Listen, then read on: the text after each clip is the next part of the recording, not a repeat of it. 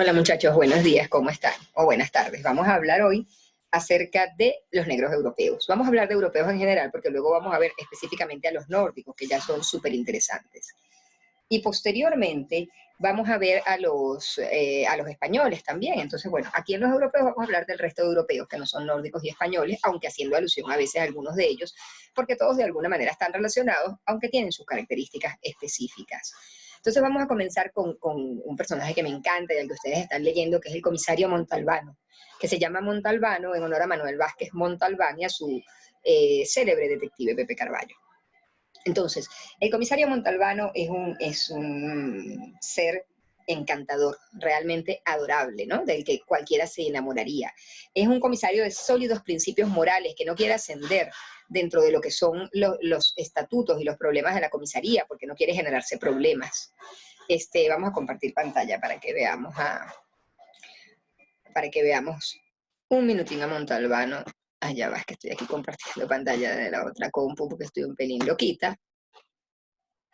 Entonces, chévere, aquí estamos compartiendo pantalla, aquí vemos a Montalbano. Una cosa súper interesante es que Andrea Camilleri escribió antes novela histórica, es un historiador, es un hombre muy culto y utiliza su conocimiento de la historia para contextualizar a Montalbano.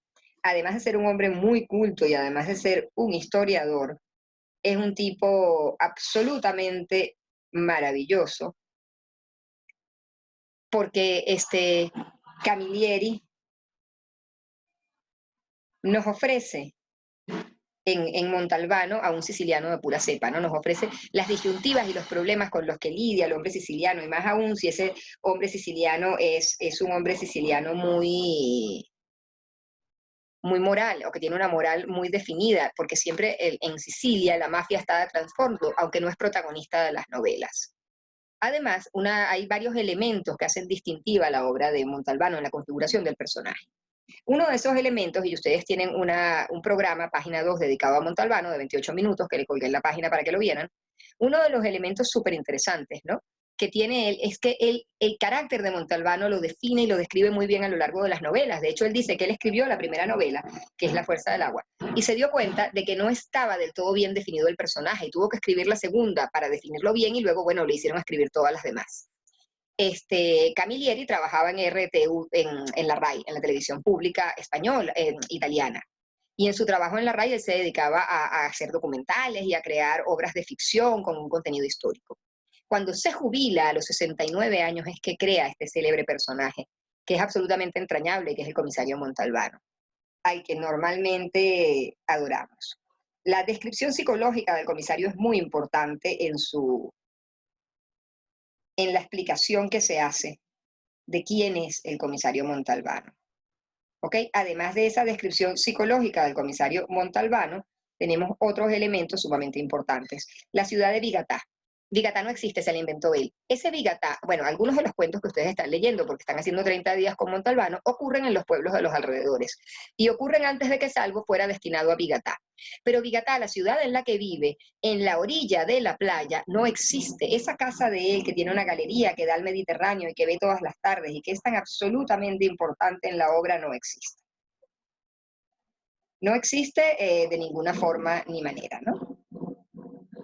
Además de que la ciudad de Bigatá no existe, pero sin embargo, y no existiendo, ella es básicamente una representación de lo que es Sicilia, o nos representa y nos enseña lo que es Sicilia y de lo que Sicilia se trata.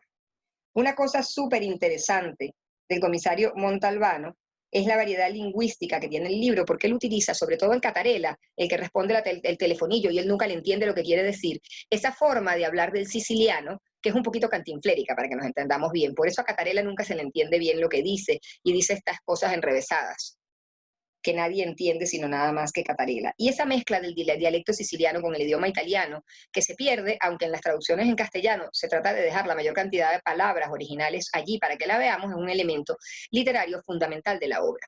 Además de este elemento está la intertextualidad, las reminiscencias clásicas, porque Montalbano, al igual que Pepe Carballo, el comisario, es un hombre muy interesado en la literatura y muy culto, que conoce a los clásicos a la perfección y muchas veces se inspira en ellos para resolver los misterios que le aparecen. Además de inspirarse en ellos para resolver los misterios que le aparecen, otra característica, además de la intertextualidad y del uso del dialecto que tiene la obra de Camilleri en El comisario Montalbano, es las características psicológicas del personaje en las que se ahonda bastante. Se ahonda básicamente en Montalbano y en la gente que tiene alrededor, en la forma en la que él se siente, ¿no? Hay momentos en la obra que son fundamentales y que lo hacen sentir mal y de los cuales huyen, como son las discusiones con sus superiores, el darle órdenes a los superiores. Luego hay otros momentos que es cuando él camina por el malecón para pensar, la cercanía al mar o cuando está nadando en el mar, y en el momento que está nadando o caminando por el malecón cerca del mar como buen hombre mediterráneo es que él soluciona el caso. El amor y la fidelidad que casi siempre tiene a Lidia, que no vive con él, porque es un tipo neurótico y enrolladísimo. Como dije antes, con unos cánones morales muy estrictos que lo llevan a comportarse de una forma determinada, ¿no? Otros elementos súper interesantes de Montalbano están dadas en la mezcla, en la comida, perdón, la gastronomía. Montalbano también es un tipo que ama la gastronomía y que habla de sus platos favoritos, que le puede muy bien cocinar la asistenta que tiene en la casa o que se las come en la trattoria que tiene cerca, que esa trattoria sí existe de verdad porque está en el pueblo del lado de Vigatá.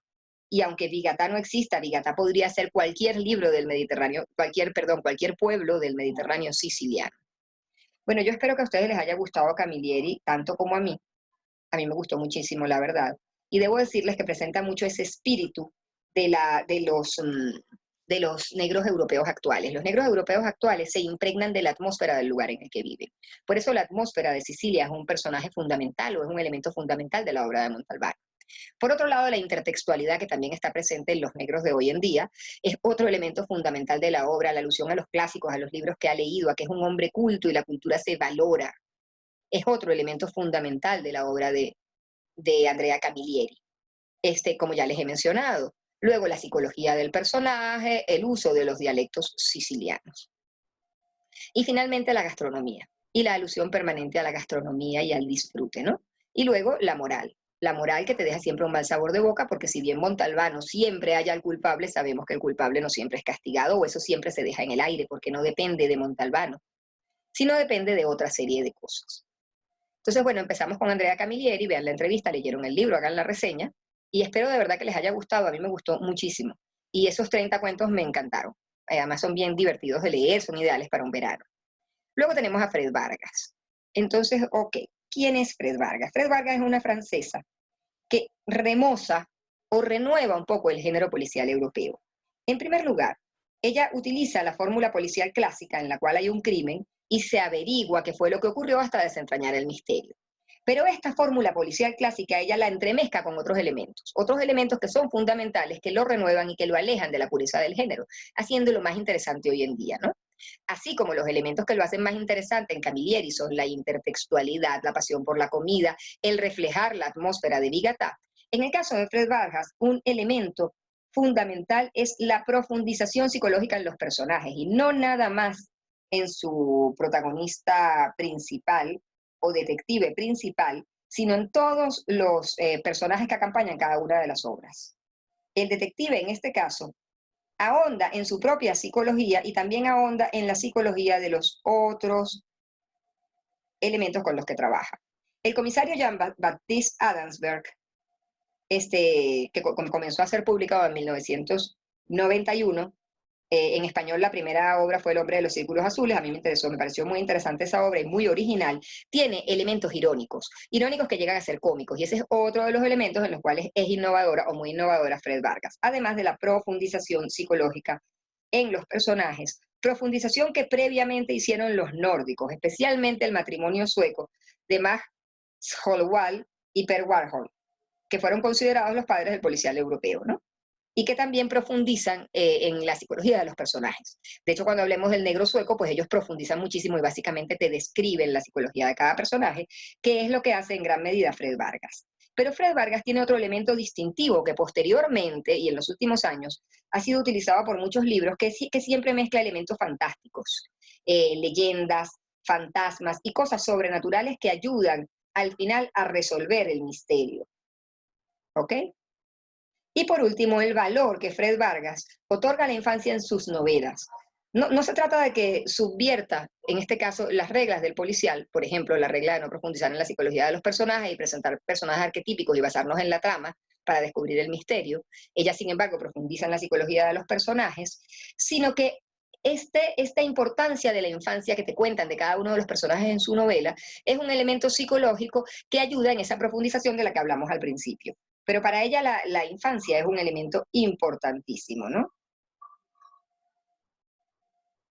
Bueno, por supuesto, lo extravagante de los personajes, sus características psicológicas, hay personajes bulímicos, hay personajes, ningún personaje es normal, todos ellos tienen algún tipo de problema psicológico importante o tienen algún tipo de patología. Y estas patologías hacen más interesante aún la lectura de sus libros. Entonces, bueno, yo espero que en algún momento, aunque yo no se los mande a leer, lean a Fred Vargas y vean a Jean-Baptiste Adamsberg. Y por último, Donna León. ¿Qué ocurre con Donna León? Donna León es interesantísima también, porque Donna León es gringa, pues yo la pongo dentro de los europeos porque ella escribe en Venecia. Y en el caso de Donna León, lo más resaltante es la ciudad como protagonista. Para Donna León, Venecia es la protagonista indiscutible de sus obras, así como lo es Bigatá para Montalbano. Más interesante aún es que ella ha sido vendida en todos los idiomas, en toda Europa, menos en Italia, y su obra no ha sido traducida al italiano, porque ella se ha negado. Quizás porque aunque Donna León es italoamericana y ha dado clases en universidades en Italia, es profesora, ella quizás no considera que en italiano sus obras se escuchen tan bien, porque las escribe originalmente en inglés. Realmente no sé por qué, porque sus obras son muy italianas y ella nos presenta los valores de esa Italia y esa Venecia que denuncia en esa ciudad. El comisario Brunetti es de alguna forma muy parecido a Montalbano, es diferente, es un hombre más tradicional, casado con una mujer hija de un noble que es profesora universitaria a la que adora, con 2 hijos, pero también tiene un superior imbécil y burócrata al que desdeña y al que burla permanentemente y que le genera permanentes problemas, y ese es un elemento común. También la gastronomía está súper presente en sus obras, en la descripción de todo lo que comen y de lo que es la comida y la bebida más típica de Venecia, la descripción y la presencia de la ciudad, y luego el movimiento que hay en sus obras, ¿no? Fíjense que cuando uno llega y se consigue el crimen suele ser un hecho. El crimen del que partimos en la novela policial suele ser un hecho que no está en movimiento, que es estático. Nosotros llegamos, está la habitación cerrada, está la persona adentro y muerta, por ejemplo. Aquí no, la gente se muere en la calle, supuestamente un accidente de tránsito que después resulta no ser un accidente de tránsito. Y Brunetti logra desentrañar todo lo que está ocurriendo, ¿no? Con esa visión que tiene y con el conocimiento del veneciano y de la ciudad. Hace alusión también al dialecto veneciano y a la forma de ser y pensar de los venecianos, porque indudablemente, además de los protagonistas, Venecia es protagonista de la obra de Donna León. Y por último, la intertextualidad. El comisario Montalbano también es un gran lector de los clásicos, sobre todo del derecho romano. Y lo tiene que ser porque es un hombre que respeta profundamente el espíritu de la ley y lo conoce, y por eso lee el derecho romano, y la intertextualidad juega un papel importante. También me encantaría que leyeran algún libro de Donna León, aunque no se los puedo poner porque esta selección de europeos es absolutamente arbitraria y estoy hablándoles de los que a mí me gustan. Leímos a Camilleri de forma absolutamente arbitraria, hubiésemos podido leer a Fred Vargas o hubiésemos podido leer a Donna León, pero yo quise que leyéramos a Camilleri porque teníamos 30 días con Montalbano y cada quien iba a leer un libro, un cuento distinto y hacer su reseña. Básicamente por eso. Bueno, ya nos veremos en la clase, me preguntarán dudas, conversaremos. Y por favor vean el programa de página 2. Aquí pueden llegar a él a partir del link, si es que aquí por algún motivo lo bloquean o no se puede ver, como ha ocurrido en otras ocasiones. Entonces, bueno, encantada de haber estado con ustedes de nuevo y nos veremos mañana en clase. Vamos a finalizar la grabación y espero que hayan disfrutado muchísimo, tanto como disfruto yo de la lectura de Montalbano. Hasta luego.